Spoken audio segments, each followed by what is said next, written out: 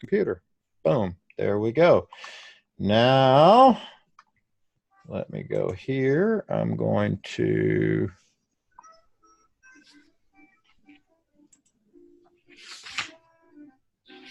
do this.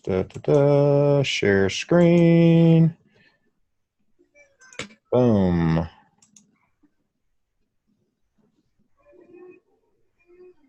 All right, so welcome to Module 5 of Secrets of Selling to the Fluent Traveler. Today we're going to talk about the art of selling and what I call the wealthy travel agent sales process.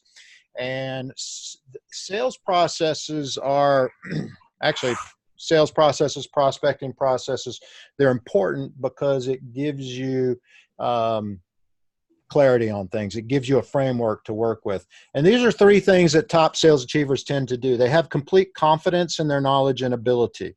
Okay, so knowledge is product knowledge. It's sales skills. It's their ability to be able to follow through on the processes that they have. If you think about it, the more you know about the products you're selling, you're a lot more comfortable with that. Does that sound about right? Yeah. You're not constantly thinking about the product part. You're thinking about the person sitting in front of you or on the other end of the phone or the email or however that you're communicating with them. And now it's all about your ability to communicate and your ability to fulfill their needs. And that's what it boils down to, is solving a problem or filling the need that they have when they do this. They practice systematic processes. As I said, we're going to learn there is a step-by-step process to sales. There's a step-by-step process to follow-up. Follow-up's very important. I actually expanded on that in this today over what was actually in the program there. And they practice fundamentals of the profession. Fundamentals are key. You know, it's interesting. I was listening to this book. It was called Carry Water, Chop Wood. And it's about a kid who wanted to be a samurai, and his specialty in samurai was archery that he wanted to do. And every day, as part of his training, he had to chop wood so that they could heat where they live, and they had to carry water because they didn't have running water. But that is the basic, setting the foundation of the basic fundamentals of what he had to do to train himself to become a samurai archer. It doesn't always relate strictly into the actual skill sets of it, but what that particular story is about the discipline. It's about being able to have the discipline to do the basic things that you need to do to carry on with the profession that they have. So the basic fundamentals of our profession tend to be selling. It's not marketing, it's selling. Okay, we have host agencies and consortia that do our marketing or do that for us as salespeople. One thing you have to remember, whether you're an independent business person or you're working for somebody, we are the commission sales force of the travel industry. That's what a travel agent, advisor, professional, whatever you want to call it is. We're all paid on commission. The suppliers all do. They have big marketing departments. The consortiums have big marketing departments. The host agencies, if they're doing their job right, they're not a commission club. They're doing the marketing. They're doing all these things to give you the tools so that you can do your job, which is the basic fundamental thing of selling travel products. So you have a choice. I love this. 7 easy steps to improve your attitude: stand up, stretch, take a walk, keep walking, board a plane, go fly to Key West, never return. I almost did that myself when I was younger, and I ended up on cruise ships. And that's how I was on my way to become a dive instructor down in the Florida Keys, and ended up not making it there, and ended up on the cruise ships. So attitude is the thing that people are going to notice first. When you're talking to people, they're going to notice: are you bright? Are you bubbly? Are you you're quiet? Are you you want to be somebody that people want to do business with, and people like to do business with positive people and people that feel good about who they are, what they're doing, what maybe if nothing else, salespeople in a lot of ways, we're a lot like actors. We go to work every day, and it's, as Jack Lemmon used to say, magic time. You smile, you put that smile on whether you want to or not, because they don't care about what's going on in your life. So it's a choice that you make every day. You can make a choice to get out of bed and be bright and chipper and happy, or you can make a choice to be a grouch and depressed and all that kind of good stuff, but my point here is that your customers will pick up on whatever that is. So if you're there to help them and you're positive about it, they'll pick up on that. If you're there like we've all had grumpy service before, that's a choice. They get out of bed every day. We have the choice to do that. So attitude is a big portion of that. The 5 P's to successful selling are preparation, professionalism, persistence, patience, and practice. So preparation, know your stuff. Professionalism, look and act the part. Okay, what does that look like? Well, my agency, we were part of Virtuoso, and we started at the same time as a good friend of mine. He's actually a columnist for Travel Weekly magazine. His name's Richard Turin. And he would wear a coat and tie to work every day in suburban Chicago. Me in Austin, Texas, I typically am dressed the way I am right now. Polo shirt, khaki shorts, typically not flip-flops, but, boat shoes and that kind of thing. Because I was selling fun. People came in to have fun.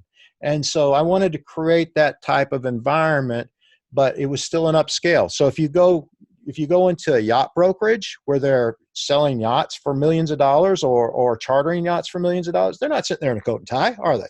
No, they're sitting there in nice polos. So that's kind of how you want to present yourself. But the professionalism part isn't just about the look. The look is what makes the first impression, but the acting of the part, being the knowledgeable, knowing what you're doing is a big part about it, and because it creates confidence.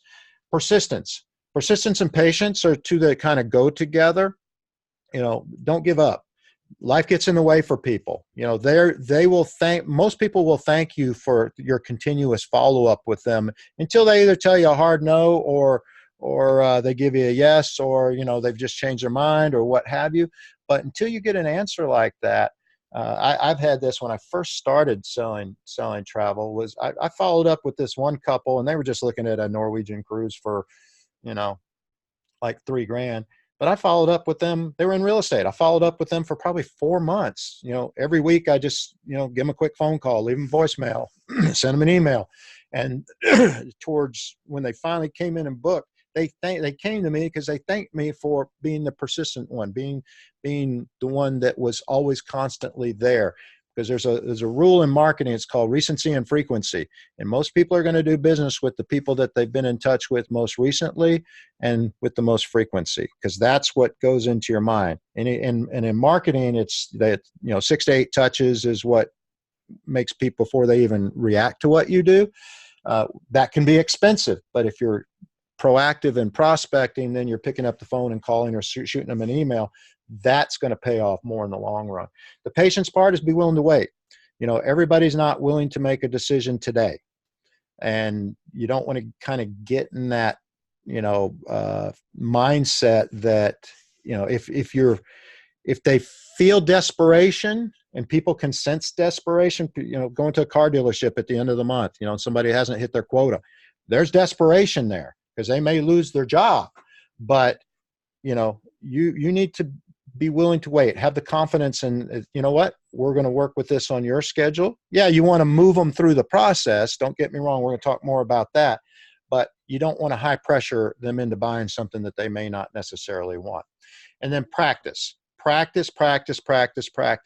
you go through the sales process, you've learned what that is, be able, you have a pitch.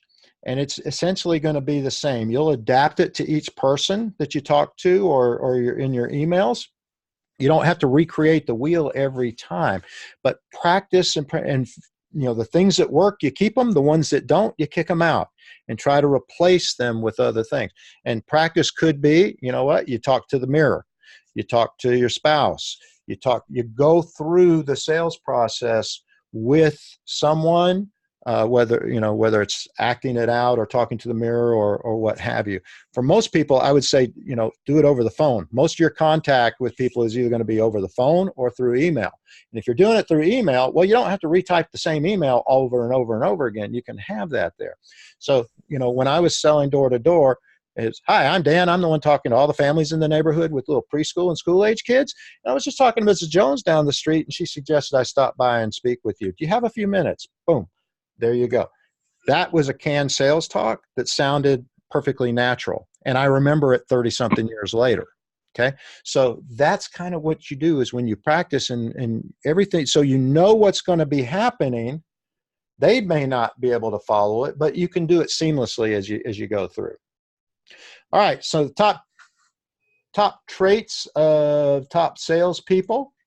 And this isn't from me. This is from Dr. Thomas Stanley, who wrote The Millionaire Next Door and Selling and Marketing to the Affluent. And these are the traits that he identified in his research of people who do it. One is having courage. Courage is the number one thing. That is, overcoming your fears, being able to pick up the phone and make prospecting phone calls, calling people that you can you either have or you perceive to have wealth and power. That can be intimidating to some people. Even if you're already doing business with, sometimes you feel like you're interfering. You got to have the courage to be able to, interject. A lot of times they want to hear from you. Don't be afraid to call people at work. They'd rather talk about their vacation at work than what they're doing at work, in most cases. Big league orientation. This is focusing on groups of people, not individuals. When I say groups of people, I'm talking about professions. I'm talking about leagues. I'm talking about not the individual people. So you want to sell to this doctor here. No, you want to focus your efforts and become an expert within the community of doctors, of lawyers, of small business owners, of, harbor pilots, whatever. You want to become the go-to expert from within those groups. So you're not focusing on one person here, one person there. You're not picking them up. It's like writing for trade magazines, writing a travel column for, I'm going to say dentists, about continuing education at sea or in, a conference in Cancun, things like that. So you're writing about that. And you're putting yourself in front of those people so that you become the go-to individual. But it takes a big league orientation to be able to do that. Industry knowledge, and this is not just how much do you know about the products you're selling, but it's also what's going on in the world. How are President Trump's trade restrictions on China affecting things here? Because that may affect, how much money people have to spend. Okay, so and when you're selling, you need to be able to have a intelligent conversation with people. I think I just heard today or yesterday that investment from China in the United States is down 90% due to the tariffs that have been enacted. So you need to know these kind of things and what's going on and how it affects people. Terrorist events, political events, things that might affect travel and what's going on. Specialization. So we start out, when you first start in the industry, you start out trying to know everything, trying to get the basics, learn the fundamentals and stuff like that. And either your specialty picks you or you pick it, but you kind of dial that down. Now, remember, always remember that people always travel to a destination first. That's their first choice. How they get there, what they do when they get there, that comes second, third, fourth, and down the line. So my suggestion is pick a product or a destination, particularly a destination and product in that order. So if it's river cruising, you pick a region of Europe or all of Europe, and then individual products that can deliver the best experience for the customer in those areas. Being a specialist. Expertise. Complete immersion. Absolute complete immersion in what you do. And this takes years typically to do this and study, and whether it's living in France or living in Italy or living in China and or just going there so many times that it's like a second home to you, and immersing yourself into that. And it could be the product you do that with as well. For years my expertise was Royal Caribbean Cruises because I worked for them. I worked on board for them. I sold them almost exclusively for a number of years. I shouldn't say almost exclusive, but I was a big producer for them. And so I spent a lot of time on their ships as the ships evolved. Now, am I an expert on it today? Absolutely not, because I don't know the product anymore. But I knew what they were when I was selling it, and people sought me out for my expertise. Technique. How you sell is also very important. And we touched on this in the prospecting part about it, but it's about relationship selling. So you want to start working on and building a relationship with someone first. And I've heard the expression that you have to earn someone's trust to ask for or you have to earn the business. You don't have to earn the business. You just have to build a relationship. And as long as you've got a relationship with people, then they're going to become comfortable buying from you when it comes in. So focus on the relationship and serving their needs. The sale will come. You will have to ask for it, but it'll make it a lot easier in the end, as opposed to the used car sales guy at the end of the month who's just trying to get you into something, drive off the lot so he gets his commission kind of thing. Sources of information. It's not who you know, but who knows you. If you're a Disney specialist, and you go to Disney, get to know the front desk people, get to know the front desk managers in the hotels you're staying at, follow up with an email, get their card, follow up with an email. So they may not really remember you. They may not know who you are, but they know your name. I see this a lot on LinkedIn. I'm LinkedIn with almost 7,000 people, but there are people who stay in touch with me. They send me an email every now and then, or they'll comment on an article I write or something like that. So they're building that relationship so that when it comes time, if they want something or need something or advice, then I'll know who they are when they come to it. So I would do the same there as well. It's get to know the people within your specialty or your area, your sphere of influence that you have there. Does that all make sense? Mm-hmm. So these characteristics are, top salespeople in, commission-based businesses, such as financial planning, real estate, insurance, travel. These are the characteristics that they have. And, but the number one is courage. Just being able to, the rest you can pick up, but breaking through that mindset and having the courage to do it is the other thing. Okay, so the fundamentals. Let's talk about the fundamentals. So where is it probably most apparent is with in sports teams. When I was playing high school football, I played, I went to high school at one and then transferred to another school for my senior year, and I played football every year. And in the first school I was at, was kind of not a prestigious, I shouldn't say prestigious. The coaching was different. So we spent most of our time scrimmaging, running plays and things like that. And we didn't do very well. We won our region once, I think, in the 4 years. When I transferred to Clark Central, which was a different environment, it was kind of a football. They focused on the fundamentals. We would spend 3/4 of our time in practice with our individual position coaches working on technique, little things, doing the very basic fundamental things that we've done over and over and over and over and over again. It's kind of like I talked about earlier that was the Chop Wood and Carry Water book that I've been reading. It's doing those little things, doing them every day so they become second nature, building those fundamentals. Now, in football, you can usually tell, and we won a lot. And they won for many, many years, like 3 or 4 state championships and so on and so on. Now, if you look at this chart, this is kind of, you can tell who is doing the fundamentals really well and who is not. So, this is the Buffalo Bills. And I did this because I put this chart together for a AAA up in New York and in Buffalo, for example. So where they do well is their secondary and their running backs. So they're doing pretty good. Out of, I think, 32 teams, their running back core and their secondary does the fundamentals pretty well. The front line, yeah, they do okay. Quarterbacks, kind of middle of the pack.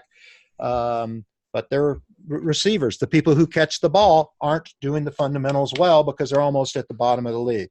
Okay, so that's kind of how it kind of puts it in perspective. You can look at sports teams and see how they're doing. Those that practice the fundamentals really well win. Those that don't are the ones that usually struggle. So in sales, we want to focus on doing the fundamentals. And we start out with knowledge. Why should you become the expert or the specialist? Okay. And I like this thing. When you learn how much you're worth, you'll stop giving people discounts. When you become an expert, you become confident in what you do, you'll be confident enough to charge what you're worth. what is this? This is out of rack here. So what's the difference between, you know, the two, an expert or a specialist? As we talked about, an expert is a complete immersion.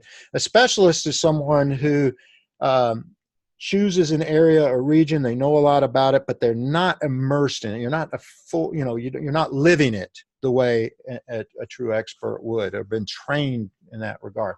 But both of these create customer value and they create personal value. So customer value, obviously they benefit from your knowledge in the region or the product that you're working with. But personal value is you can charge more. Okay. At the end of the day, you're worth more as an expert or as a specialist in an area than you would be as just a general travel professional. That make sense? Yep. Okay. So your fees can be higher, which is important. Confidence.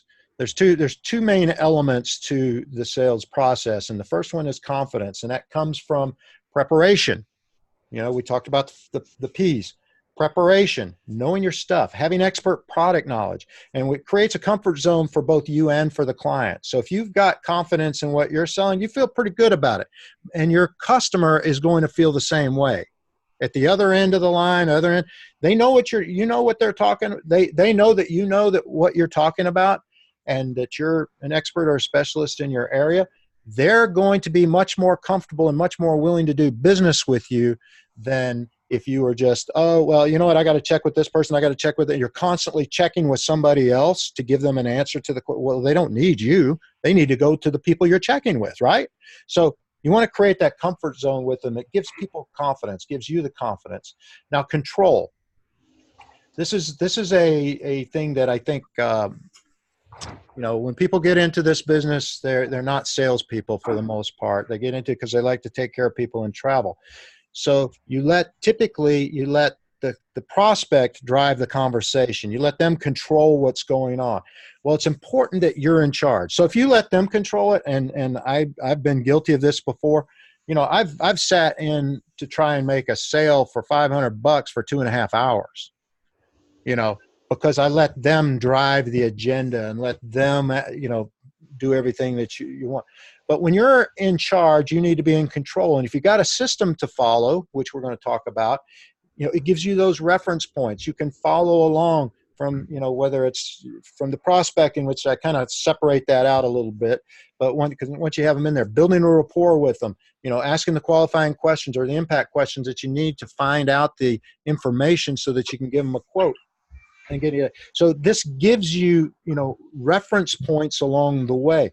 Now, if you lose control of the sale, meaning you let them drive the conversation, I'm not going to say you're not always going to get, but rarely is it going to close for you, you know, because you don't even, you know, if you're letting them control it, you don't even get to the point where you can ask them for a credit card. Okay. They're either going to tell you they're going to give it to you, or they're going to say, you know what, I got all the information I need out of you, and I'm just going to go do this myself, kind of thing. So you've got to control it. You have to be in charge of the conversation, not them. And it's a different way of thinking, because most people think they're afraid to let the business go. They're afraid that they're going to lose business, so they let the conversation be controlled by the prospect. They're coming to you for a reason. Whether that reason is to buy something or get information, whatever it is. So they're coming to you to take charge of the conversations. Does that make sense? Yep. Good. Okay. So the sales process starts out with, you know, we've got prospecting. I took that out of here, but it's rapport, qualifying, and then the research. Then you give a presentation, which is the quote process, typically, as it's referred to. Then you got to ask for the sale. Okay. Once you've gotten to the point where you've given them the information they need, you ask for the sale, then you come to the next step, is answering questions and objections, and then the follow-up. And then it just all starts over again. It's a cycle. So in today's conversation, we're going to go through the first 4 pretty quickly. And then on the last one, the follow-up, I've actually inserted, I've brought in some additional information, because the follow-up is a key here. This is really where the money's at. All right, so establishing rapport. There's 3 kinds of rapport. Verbal, which is just having a conversation. If somebody's talking like I am to you and you're talking back at me in the same tone, we're going to have rapport on that. But if you're sitting there and I'm talking like I am and you're like, well, we're probably not going to get too much verbal rapport going right there. Okay. It's going to be more of a one-sided controlled kind of thing. So you want to kind of, they call it mirroring, and you can do it verbally, physically, or electronically. But, physically, it's a matter of just matching characteristics. So right now I'm going to, because the only one that has a camera on is Jane. So I'm going to mirror Jane.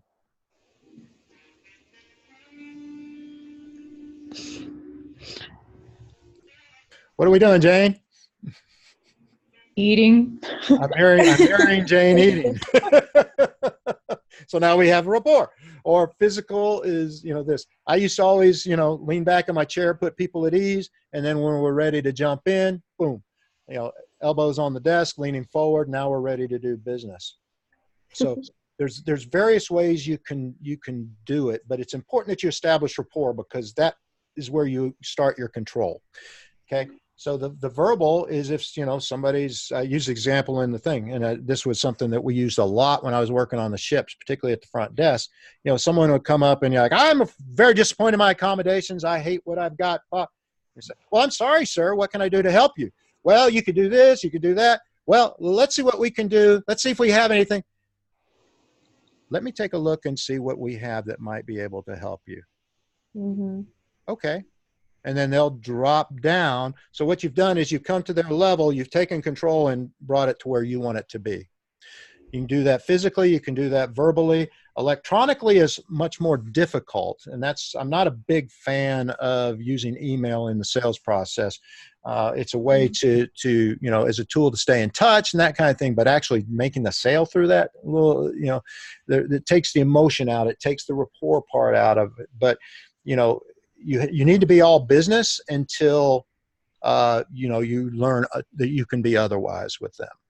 Okay. Mm-hmm. So it's, very, very specific business conversation. But if they open up about the kids or we got this, then you can start, doing that more, becoming more personal with it. But otherwise I'd keep it. And as far as electronic goes, ask them how they want to be communicated with. But if you can, ideally, you want to get them on the phone. Because if you can get them on the phone, you can talk to them, odds are much, much better that you're going to be able to close a deal, because you're able to establish that rapport and really get to some of the real reasons why they want to do it. This is a little blurry here, but it's the way it blew up. But it gets you to the qualifying or asking, some sales process call them impact questions.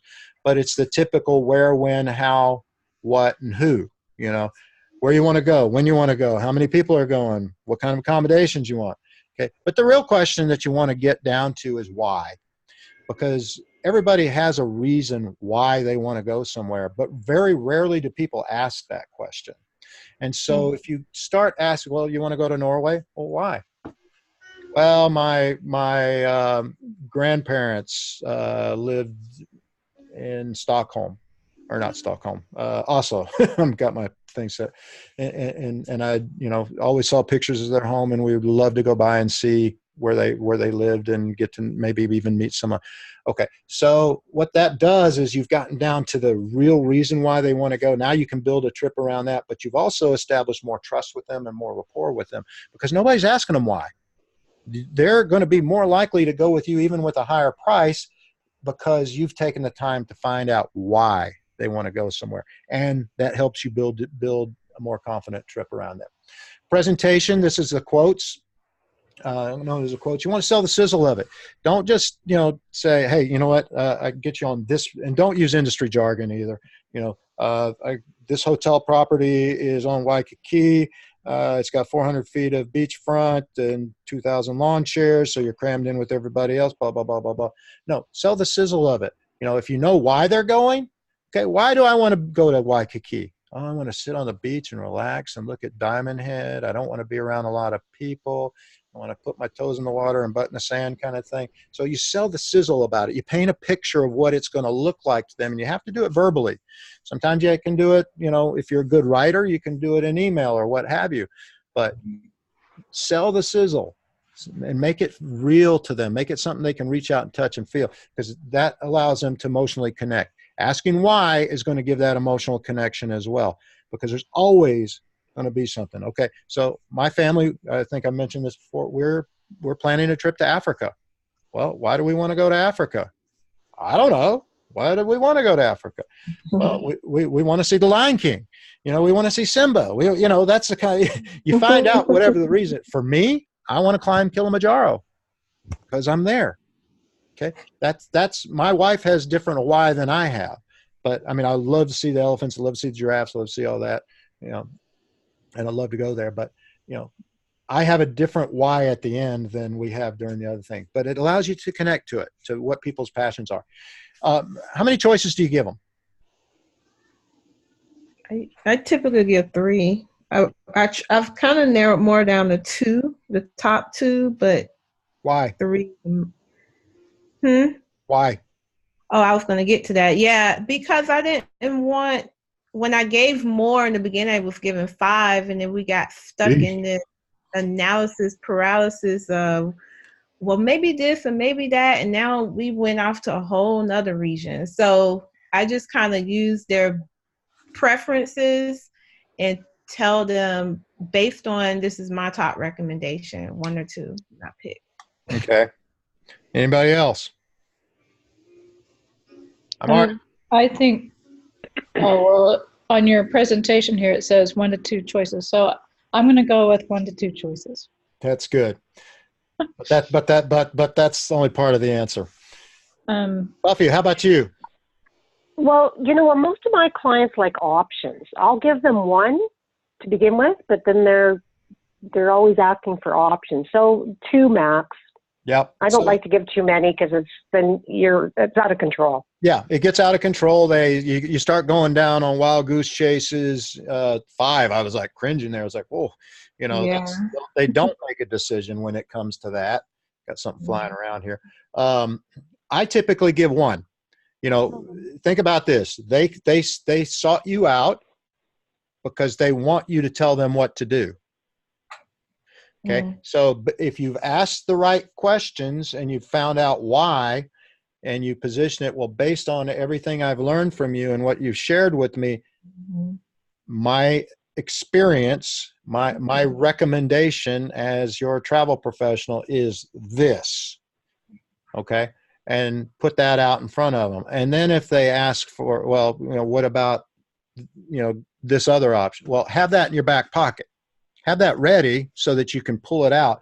But you're the expert. You're the specialist. They came to you for a reason because they want somebody who knows what they're talking about. So, that's what you do based on all of this that you've asked the questions about. This is the recommendation.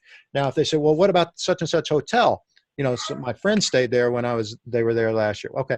Well, I know that hotel, or I'm not familiar, so I'll have to look into that. But here's why I suggested this hotel. So you justify what you've done, the work you've done for them. But have something in your back pocket just in case you got totally, off track and got it wrong.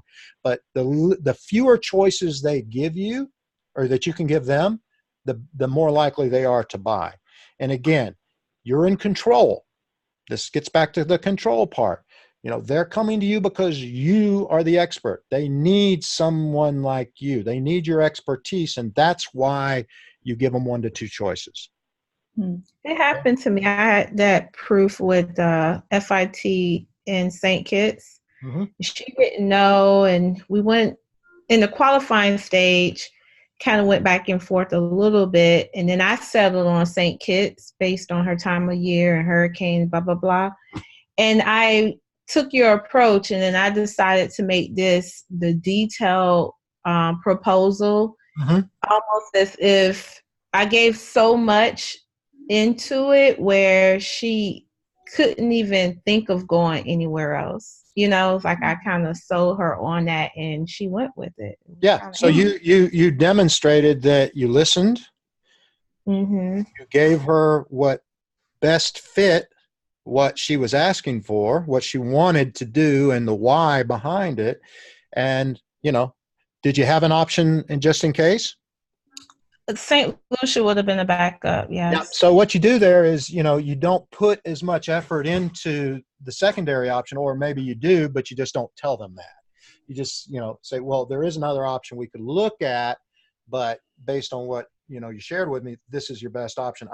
St. Lucia would be option, someplace else. It's close by. And, but I'd have to do a little bit more work on that around what you offered. What are you willing to give up to go there? Yeah. And for me, what I would have said was the reason why, if she asked, I would have mentioned St. Lucia, but then kind of expound on how large the island is, where they will end up staying to what they're wanting to do. It will be a lot of commuting, so they'll lose a lot of transit time. So, but yeah, I didn't get to that point. And my suggestion is you don't tell them. If they ask for another option, then bring it up. Yeah, exactly. But otherwise, you're doing your job as the expert or as the specialist. This is what it is. Now, the last part here has become an integral part of that experience. Once you've asked why, now you are. So now you're just as important to the process as the airfare, the hotel, the transfers, everything else, because you're a piece of that. You're making it all happen for them, and they don't have to touch it. Travel insurance is another, you got to be able to ask for that as well. Step number 4 is asking for the credit card. I don't call this closing. I call it asking for the credit card, because that's what you're doing. People pay by credit card. So once you've presented that to them, they may ask a few questions and you answer the questions. Then you just say, well, would you like to put that on your Visa or your American Express? If you've talked to them, if you already know that they've introduced the, say, American Express Platinum or Sapphire or whatever earlier in the conversation, well, you'll be able to find some of the benefits of the Platinum card that are going to work for them. So, would you like to put this on your American Express Platinum card? Boom. Just ask. You got to ask for the credit card. If you don't do it, you're not going to get it. Most sales are lost because people don't ask for it. They vomit information. They'll give them hours worth of information, but not ask for it. And if you don't ask for it, I play this game with people. Seriously, they want to sell me something. I give them every opportunity to ask. And I'd say 75% of the time, they don't ask me for the credit card, and I turn around and walk off. Because if you're not going to ask for the sale, why should I buy from you? I've got all the information I needed out of you to go buy it somewhere else. That happened this weekend. I met with another travel professional who's deciding to be more of like a coach or VA, virtual assistant of sorts. Uh-huh. And because I still have a full-time job, a lot of what she offers, I need that assistance with. And we went on, and we talked. And she already sold me, which is why we were even sitting down at lunch, right? And we were literally about to get up. And then I asked her, I said, well, how come you never offered me your services? And she said, oh, well, you're more experienced. And I said, yes, but that doesn't mean I have the process that I need to continue to be successful, So I asked her, I said, so does your process do this? She said, yes. Does it do this? Yes. Does it do this? Yeah. And I said, okay, those are all the things that I miss on a consistent basis. And then she still didn't say anything. And I said, can I please buy the doggone process? It was so crazy. And she was like, oh, do you really want it? I was like, wow, this is so insane. Yeah. I'm kind of like that too, in that I have different things. So I have, coaching program. I have this, which is more of a group program. And I have consulting, and that's kind of how it is. And they're geared towards different target audiences. But you know what? If you were brand new to the business and you came up to me and said, Dan, I'd like to do your private coaching. Well, I'd start asking you why. And, because it's a pretty substantial investment over the course of 6 months. I'd say, so why? And if they tell me that they would like to, what they want to do and why they want to do it, mainly, they want to build the good habits from the start, as opposed to, learning wrong and having to go back and correct. Okay, then I'm going to ask you for a credit card. If not, I'll probably refer them to another program I have, or even to another coach, because there are some coaches that, are better at some things than I am. I'm not going to, as you all know, I'm not your marketing guy. As far as I'm concerned, your host agency and your consortia does that for you. You should have to do very, very little on your own. Your job is to sell. That's how we get paid. And so that's why people come to me, is for selling. So if we learn how to build sales organizations from the very beginning, well, then now it takes on a different perspective. And the point there was that person was probably talking to you all about marketing, and as a VA, but not as a salesperson. And so she didn't ask you, because marketing people don't ask for sales. They don't. It's just what it is. Most marketing people, in fact, have never worked on commission. They get paid a salary. So they don't know how to do this. So this is something that I love, this little cartoon over here, the study that concludes that the percentage of our customers who will buy from us without any help or effort on our part is 0. And that's true. You have to walk them through this process. You have to control the process to get to where it is. And the more control you have, the more opportunity you're going to have to get to this point to ask for the credit card. Now, you're going to get objections. Happens all the time. Okay, we have some very common objections that come across, and if you've followed the sales process and you've asked the right questions, you've probably answered the bulk of them during the process. But there's always going to be some that come up, and so you want to have a cheat sheet ready. And it's in the you have these, I believe, if you go into the course that's on the Power Players Club. Go into the part about follow-up and objections. There are some scripts and stuff that are there as well, with some easy answers to those questions. I think it's module 5 on that. And you can skip right to it. But so what are some common objections? Well, I got to check with my spouse. Okay. I need to go home and talk it over with somebody, right? So, okay, then how do you respond to that? Well, that's great. You shouldn't make a vacation decision like this without full input there. No, my wife would kill me if I did it on my own. I will follow up and call you tomorrow at noon. Okay. Don't say, you know what, take it, go home, talk it over with your spouse, and call me when you're ready to make a decision. Don't do that. Now you've given them control. You need to give them specifics to follow up with it. But if you have these handy, they may actually be downloads in the course. I can't remember or not. Now, if you answered their objections or you answered their questions, and it's usually going to be questions, not objections, because you've already, enough about them, you've gotten the right thing. If you answer them, then ask for the credit card again. If they start asking more questions, well, then keep answering and then go back and ask, would you like to put the deposit on this, and just keep that process going. Okay.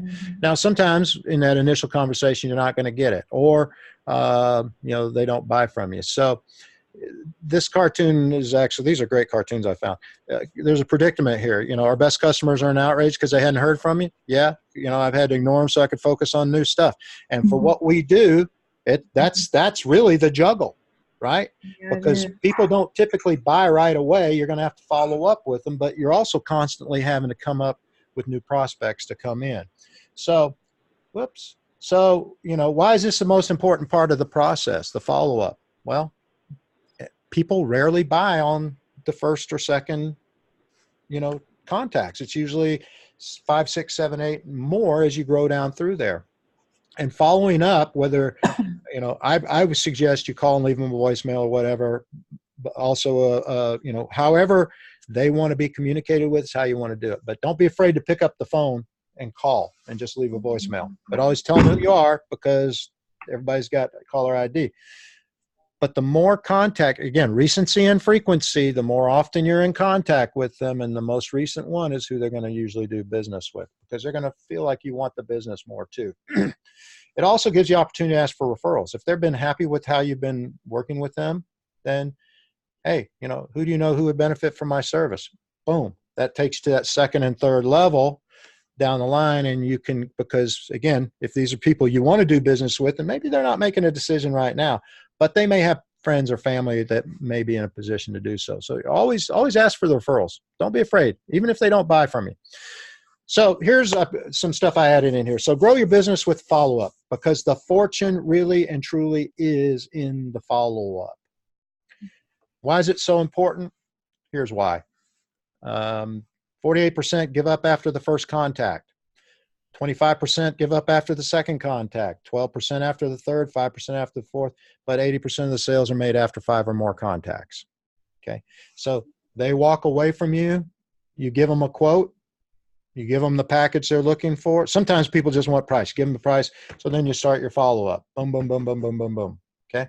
Most of your competitors aren't going to follow up at all. I mean, I'll be honest with you. A very significant portion of them aren't even going to pick up the phone or send them an email, say, what do you think about this price? They're just going to send it to them, send them a price, and then wait for them to return. Okay. That's not what we do. So they don't even bother with it.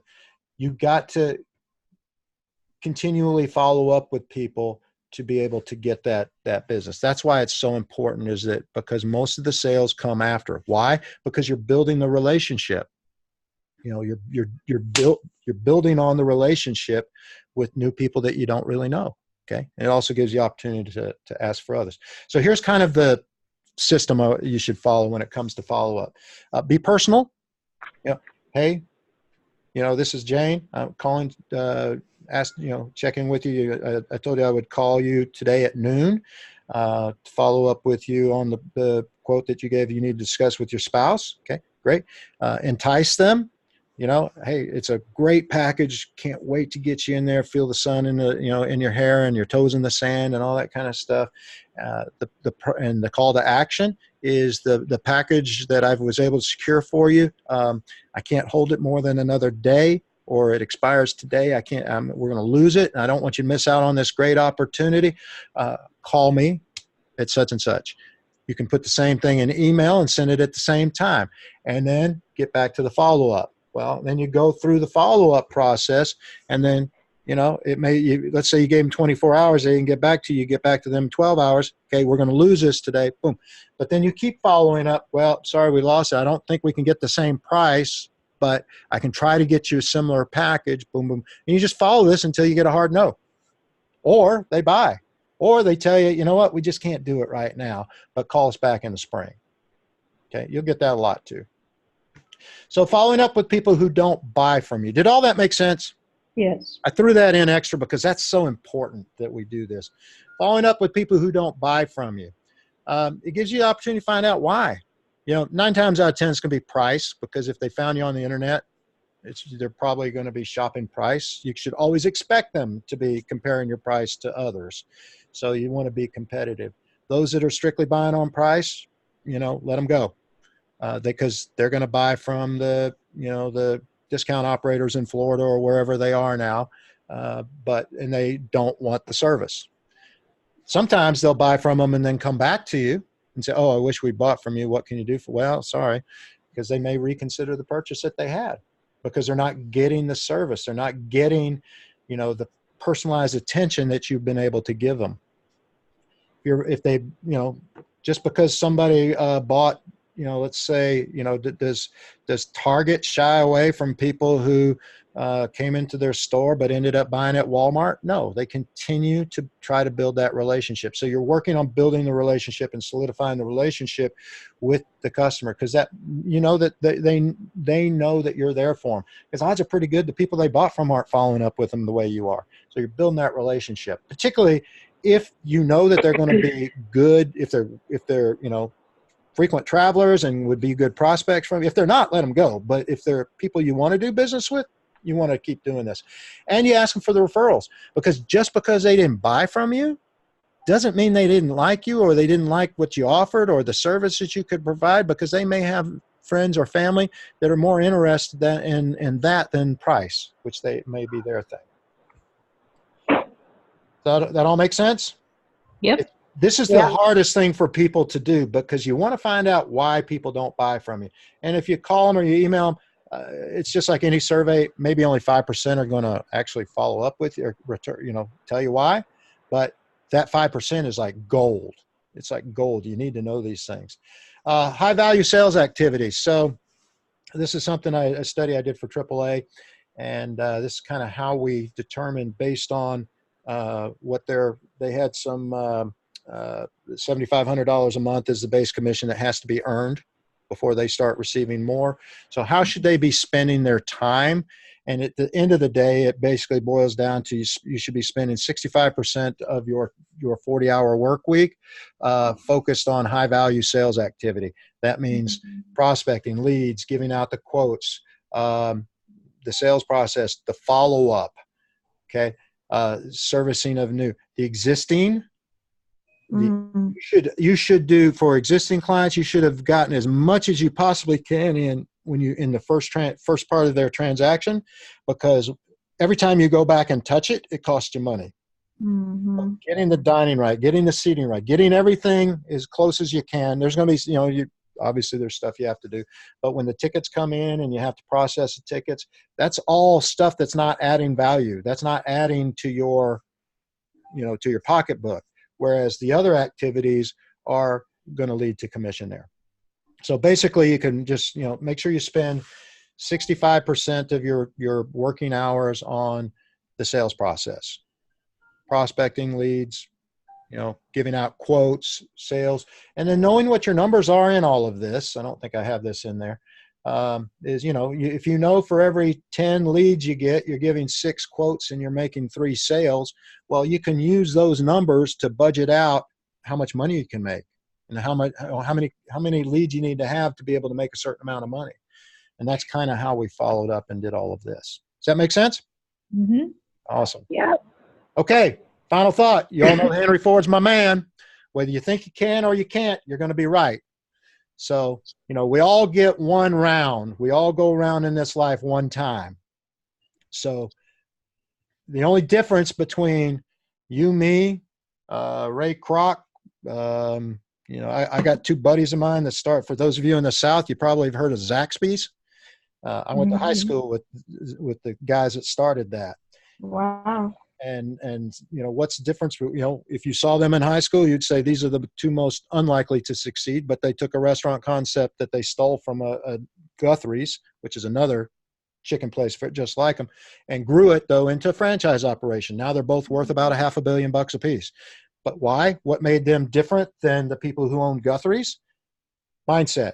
Getting their head in the game and knowing they could do it. Developing that expertise, taking control, building systems. So that's what franchising is systems. And that's how you become successful, is doing the same little repetitive things over and over again to produce the results. And if you're not seeing the results, then you can tweak that system. And that's what a sales process is all about. So whether you think you can or whether you think you can't, you're going to be right, because it's all what's in your head. All right. So bonus insider secrets here. The most affluent agents, premium deluxe, that's their bread and butter. Luxury and niche is the gravy money.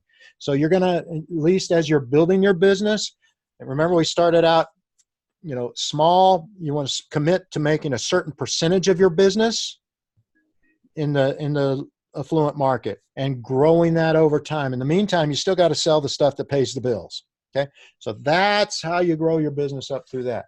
Travel agents generally don't sell to the affluent. Typically, they've raised their hand and asked for it. We're going to take a proactive standpoint. That's what this program's all about, is being proactive and reaching out and finding those people instead of waiting for them to raise their hand and say, I'd like to buy a Crystal Cruise, or I'd like to buy an A&K Safari. Okay. The higher up the product pyramid, the more of the business is booked direct. And it's not because, that's their strategy. They just can't afford sales forces. So people will book direct. So you need to pick products that you can monetize and take advantage of those direct bookings. And part of that becomes becoming the experts. If you're going to sell luxury niche products, you got to let them know. This is where your marketing comes in. You put it on your business card, you put it in your advertisements, you build your website around it, you upgrade your image on your website. Don't use your cookie cutter websites from your consortia or from your host. Have your own built. They cost next to nothing now. You can do through Agent Studio, for instance, which is Agent at Home Magazine. They've got a great product that looks like it's your own. Okay, it's because they feed it with information. They've got the pictures, everything else, but you can use your own URL, which should be your name. Jane Everett Travel, or JaneEverett.com, or JackieWilliams.com, or JackieWilliamsTravel.com, just like mine is Wealthy Travel Agent, but I also have DanChappelle.com, because that's who people know. People do business with you, not necessarily your company. And selling suites, if you're selling cruises or you're selling hotels, start at the top and work your way down. Okay, it's a lot easier to do that. It's a lot easier to come down and put them in something else, because then you can say, well, what are you willing to give up for that view or for this? Okay, than it is to start at a bottom lead-in price and go up, because then you've set that expectation down there. Okay? Yeah. So your exercises, okay? List the 3 ways you set rapport, and I would say write down an example of when you've done it for each person. These are all at the end of the section there too. When you're qualifying a prospect, what is the most important question you should ask, and why? Well, you know the answer, right?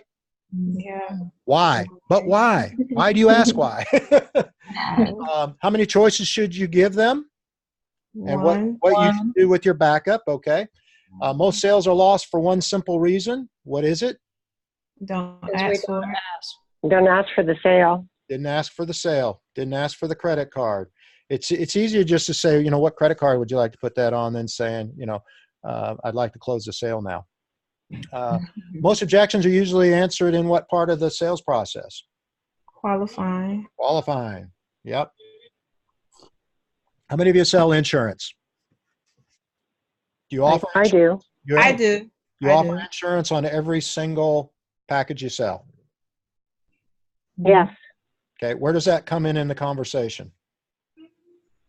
Up front. After the sale. It come up front for me. You should introduce it early in the conversation.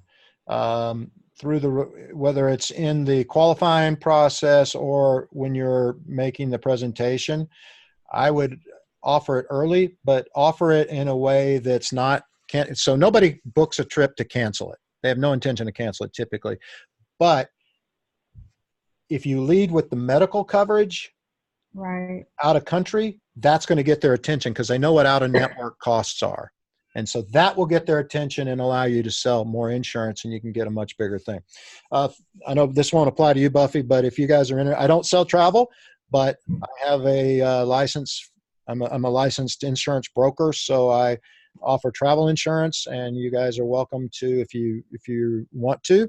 I'm not saying you have to or should or do whatever. If it's a better deal for you, I sell Arch Roam Right. They're a great product. They actually were the underwriters for a lot of other companies. They went out on their own a couple years ago, but they pay me 28%, and of that, I'll pay you 80% if you want to book it through me. Simple as that. That allows me to keep my license. That's really the only reason why I do this. Is it's much harder to. So once you've got a valid insurance license, and particularly in the state of Washington, which also has seller travel. Mm-hmm. If you let it lapse, it's almost impossible to get it back, the steps you have to go through. So I do this just to maintain my license more than anything else. So that's something that if you're interested, I can send you more information. Basically, I just send you a link, you book it, you tell me who it is, and I'll send you the check when I get the time, when the commission comes in. I've done it off and on for the last couple of years, but it seems to work out pretty well for people who are getting a lesser percentage on their insurance sales, and they want to make a little bit more. So remember, it's your business. You do what's right for your business, not necessarily what's best for your consortium or host. Course agenda. So next week is our final meeting, live like this, and we're going to go through building out that CAP plan, your critical action plan, or a complete action plan, because that's what you're going to be able to put in front of you. Keep it on your desk, and we'll use the answers that you have used at the end of each section. That's why it was so important to do the exercises. So if you haven't completed the exercises, no problem. We're going to talk about how you're going to take that information once you do and stick it in there. And for those of you, once you are done, you've completed all the processes, you've got the plan put together, then you can schedule your one-on-one with me. That was an added bonus as part of buying the course. And that's where we'll sit down for about a half hour with your individual plan and go through the implementation. Best way for you to implement it in your situation, not everybody else's. Any questions? Oh, I do have a question. Sure. around the confidence and the specialization piece. Yep. So in our last meeting, and I know this is all mindset, but just want your opinion or whatnot, perspective. But you mentioned like why wouldn't I consider like being a Jamaica specialist, right? Because my husband's from Jamaica and I've been there several times, blah, blah, blah. I don't know. When it comes to specializing, and I'm speaking more from a destination perspective, or just putting it out there and just not what you do, but marketing it, right? I just clam up. I have no clue why. I guess it may be a scarcity thing where I feel like if I do that, then that's all that I would do. And because I have other interests, it's like, I guess I'm unsure how to truly commit to a specialty when I have several, I should say, not so many, but several. Okay. So I think the point I made earlier in the program, not today, but earlier in the program, right. When you choose a specialty, that's not all you do. That's understood. Yeah. Yeah. So that's that. And whatever your specialty is, whether it's Jamaica or something else, it's what you want to be known for. It doesn't mean you don't do the other stuff because you tell people you do the other stuff. But it means that in your case, your husband's from Jamaica. You know Jamaica inside and out. You can tell me, you can educate me, you can sell me something that I'm going to experience Jamaica in a way that nobody else is going to be able to do. Okay, you have access to different resources and the knowledge that you bring to it. So that makes you more valuable. And I'm just using that as the example. But if I also came to you and said, well, I want to take a river cruise, there's nothing to say that you can't know that too. But, so this is more of a marketing question, which I know we don't touch a lot on. Yep. So in this specialty realm, or when you have this expertise, I'm just saying in order to sell it, right? Yep. Have you seen it, or do you recommend that be the focus of the marketing as well? So that you can sell more of what you're an expert in? Right. So from a branding perspective about what you want to be known for, you want to talk about that. But from your individual market, let's say this is what you do, but yet your host agency is sending out a bunch of stuff. So that's okay too, because you can sell just about anything and everything that's out there. I use real estate agents, for example. There are certain real estate agents that specialize in lakefront property. But that's not all they sell. They've got other bookings, they've got other listings in other communities and things like that. But they've chosen their focus to be there for a number of reasons. It's usually financial, which would be a reason why you would choose a specialty. The more you spread yourself out, the more you're a generalist, the less you're going to end up making in the long run, unless you're a volume business. Which is where most of the discount operators are. But as a sole proprietor or thereabouts, the more focus you can have, the better. As I said, doesn't mean you don't sell other things. It doesn't mean, you could be a Jamaica specialist, but still sell people. You sell world cruises in your marketing. Right. But as a brand, you want your website to look and feel that way. And you just kind of identify who you are, what you do as part of that, because I would feel very comfortable. Yeah. Do I want to go to Jamaica? Sure. Would I rather book it through you than book a fun jet vacation to Jamaica? Absolutely. Because you can talk about the boutique hotels, and there is a very high end part of Jamaica tourism that, you don't hear about. It's like Cancun. Cancun is not cheap anymore. Cancun, it can be a very expensive area in the playa section. So, I don't know if I answered your question. No, you did. You helped. I'm a visual, and I kind of visualized it. So no, you help. Yeah, it's important to, whatever you want to be known for. You don't want to be known as the travel store, because people don't seek out the travel store. They seek out somebody who has a more specialized knowledge of an area or something like that. And I'm asking because my website copy is due for my branding that I have getting done on Wednesday. Yep. And I feel like I keep changing it. So I'm at that critical deadline point where, you know how I'm a deadline driven person, so I'm gonna turn it on when I have to, but I just kind of wanted to kind of get that. So who's doing your website for you? Her name is Girl Boss Designer. Well, that's the name of the business. Kristen Kimball. She only works with women entrepreneurs. Yeah. So you should. So anytime, this is as a non-tech person, from my website perspective, one of the things that and the reason I use a program called Kajabi, I'm not saying this is good for anybody in the travel business, but for what I do, it is. Part of it is it hosts my courses, it hosts my website, it hosts a lot of other things. But the reason I went with that was I originally had a WordPress site, but I couldn't make any changes to it because I didn't know how to do it. And one of the things that you want to be able to do is to not have to create a change order to send in to the Girl Boss to make, if you want to change a couple words on your homepage, you should be able to do that yourself. And I hope they give you the control to be able to. Oh, well, I'm an IT professional by trade. So you know how to do that. Okay. So what? Yeah, I used to do it myself, but I didn't want to. Well, no, and I'm just saying you should have somebody else do it. But if you want to change a word or you want to change some of the copy in there, you should have the ability to do that yourself. And I will, and that's why I kind of want the format of how I want it so that she can just make the page accordingly.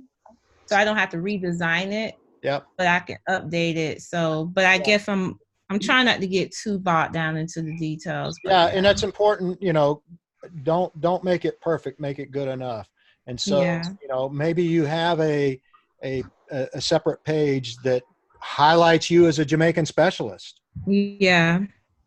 But you need to tell them on your homepage that you are one.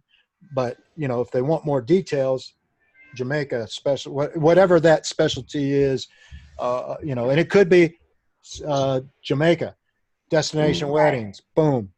Don't put too much stuff up there because then you'll confuse people. Right. No, thank you for that. Yeah, and if you want to learn from me, I got too many headings in my own website that right now. I'm working on redoing that as well. I'm working with a consultant that's helping me, kind of give a more fluid picture of what I do. And right now, you look at it and you click on something, you don't know what it is. Why? Because I went in and convoluted it all. Now I got to have somebody that can help me, so that people aren't lost. And, it's all about, you have a website because that's your store. So I know I'm losing business. I get a lot of people sign up for the newsletter, but they're not buying quickly. They'll buy after a webinar or something like that, but they're not following through some of the processes. And so same thing with your site. So, I'm hired somebody that knows how to do that. So that's the same thing with that's why you came to me. I know about selling to affluent travelers. That's why you participated in the course. So you find somebody that's good at what they do at that, and they're specialists, they're experts. Why? You sought me out, right? Right. Okay. There you go. There's the answer to your question. That change order is I don't like having to ask someone to change something on my website. Exactly. So you can do a lot of this stuff. I know, as I said, Agent Studio is with Agent at Home. Wix, is it Wix or Wixia? Something you can build yourself. But most of these, like through TRO or through Agent at Home, they already have the graphics. They have and what a lot of them will do is also continuously Agent Studio, for example, uses Travel Pulse to feed in consumer stories into your site. So it's so that's the kind of thing that you don't have to worry about when you. It's a website geared for travel agents. It is. Yeah. It's called Agent Studio, and it's part of if you whether I think it's so. Travel Weekly? I'm sorry. Is it Travel Weekly? No, it's Agent at Home magazine. Oh, Agent at Home, okay. Yeah, which is, if you look at all of so you got Travel Weekly is part of the biggest conglomerate. Then you've got Travel Alliance, which is Mark Murphy's, Travel Pulse. Oh, that's what I'm thinking about. Yeah, Travel Pulse. So Travel Pulse, Travel News Daily, all this stuff. And so he's got that. He's got a hotel program that ties into it where you make 15%. So he's got all this stuff already ties in. So you're not creating something from scratch. And I think it's an Ah. awesome way to go. And there's a monthly fee to it. I think it's 35 or $50, but you control it, and you can use your own domain with it too. Okay. So it's not like Nexion/Jane/whatever. It's Jane.com or Jackie.com kind of thing, or Buffy.com. Right. That's good to know. Yeah. Any other questions? No, Just I love the confidence piece is my tripping point. I just gotta do it. Like, Well, and again, I'll go back to the more you know about what you're selling, the more confident you are with it. or that opening statement, I think. See, I can't even. I just need to rehearse one. I need like your elevator pitch or something. I need to. I haven't practiced it lately. Yeah, I mean, I'm not a big fan of elevator pitches because they usually sound canned and they sound like a resume. But if I asked you what you did for a living, what would you tell me? I haven't practiced in a while. I'm a travel agent. I specialize in New Zealand, and I There you go. have many years of traveling that you can benefit from, I guess. I'm a travel professional whose specialty. I spent a significant amount of time in New Zealand, and that's my area of expertise, and that's what I like to share with people. Yeah. Keep it simple. Don't make it sound like a resume. But and I can customize that with this presentation that I'm going to be doing in August. Like, we're going to do a Christmas in August thing. So I can just say I'm going to rent out the clubhouse here in my subdivision. So I can just say something very one sentence or two to maybe people to come. And at the end, you want to position yourself as the specialist in whatever you're talking about, which gives them a reason to come. And then at the end, you want to make sure you have an offer to give them. And you need a way to collect their contact information. So, and usually it's through a drawing. You give a free drawing for a birthday cake or something. I don't know. It's usually stupid, but you get their name, address, and phone number and email address. You get all their information.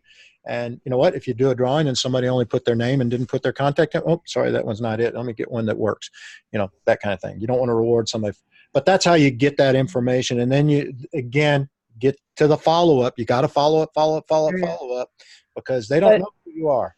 But to let people know about the presentation, say it in one or two sentences, keep it simple. Hey, come to the clubhouse and hear God, I need to work on this. Yeah, you want to learn more about New Zealand, come see me. Yeah. And whoever the rep is from whatever company who specializes, and that's how you do it. Short and sweet. Short and sweet. And excited. Put a picture in. That's okay, better. Jackie, we can do this. I know we can get out of our own heads. Being an introvert trips me up all the time. So the biggest problem is people get in their own way. It's not outside force. It's they get in their own way. Yeah. So, in fact, my latest column, I wrote. I'm writing for my Agent at Home magazine column is. A lot of self-help books now are by Navy SEALs and all this kind of stuff.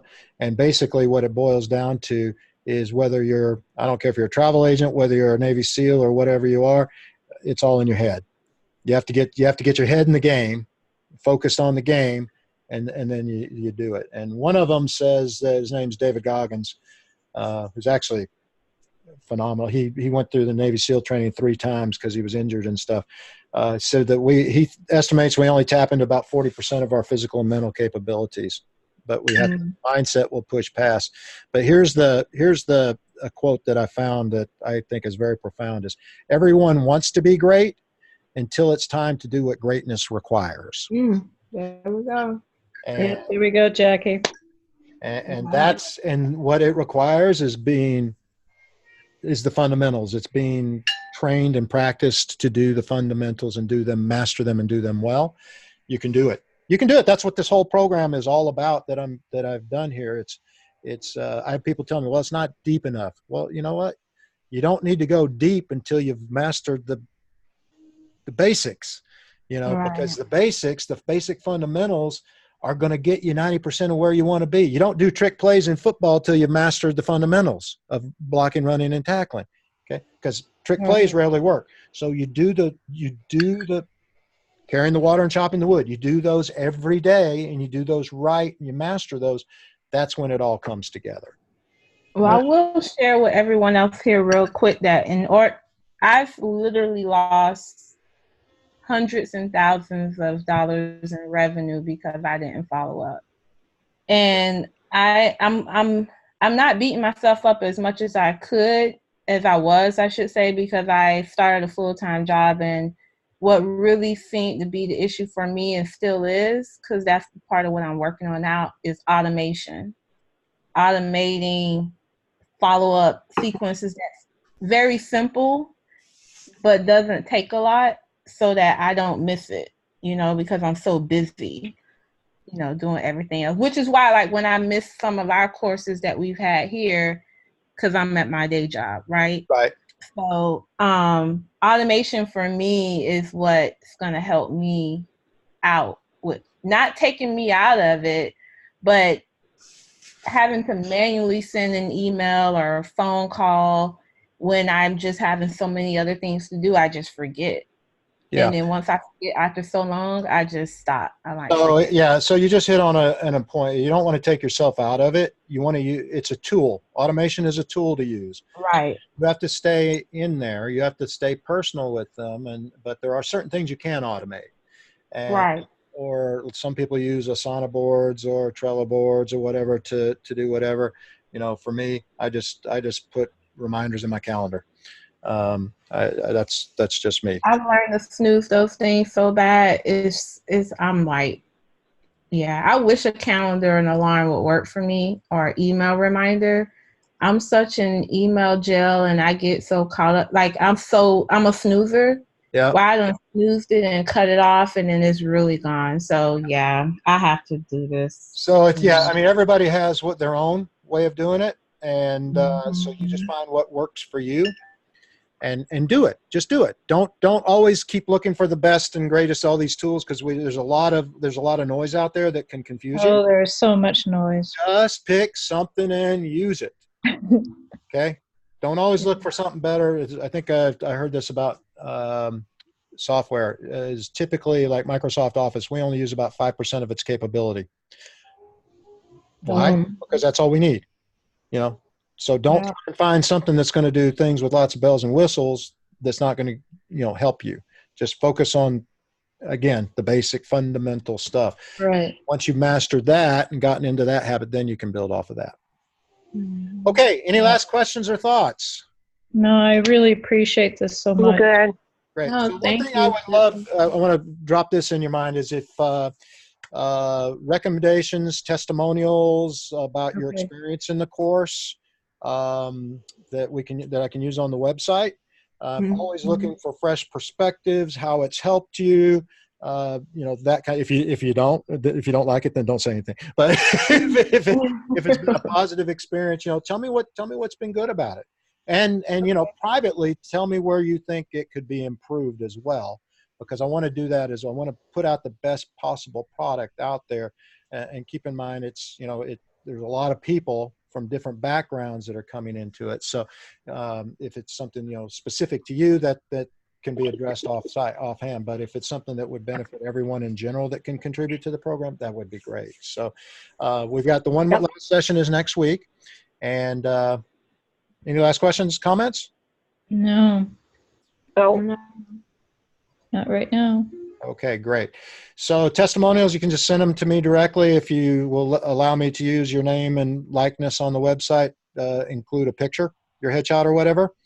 If not, just your name is fine. But just because that helps me. If you've had a great experience with this, other people can have it as well, and that'll help me reach people and give credibility to the program.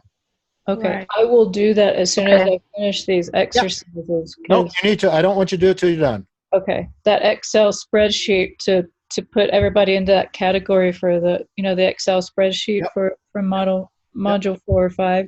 Yep. Yep. It's hurting my brain a little bit. So Well, and it will, because you have to think about it. You have yeah, to. You have to think. but I've never used an Excel spreadsheet before. Well, then, as I said, find something that works for you. If it's writing it down on a piece of paper instead, Yeah, I might do that. do it that way. You know, just do what works best for you. Not because I'm trying to conform and put you into this I box. thought it would be a good excuse to learn how to do a spreadsheet, but it might be quicker. It is, and it's a fairly simple one because I did it. So- I know I'm not much of a techie. I'd rather take the dog for a walk. any last things, Buffy? Anything to add? You're good. No, no, all good, Dan. Okay, fantastic, guys. I'll look Okay. forward to seeing you next Monday at same bat time, Yep, 9 o'clock. Okay. 9 o'clock local time. All right. sounds good. Okay, Have a good see you week, next week. Have a everyone. good week, everybody. Take care, guys. Thank you. Bye-bye. Bye. Okay. Bye. Bye-bye.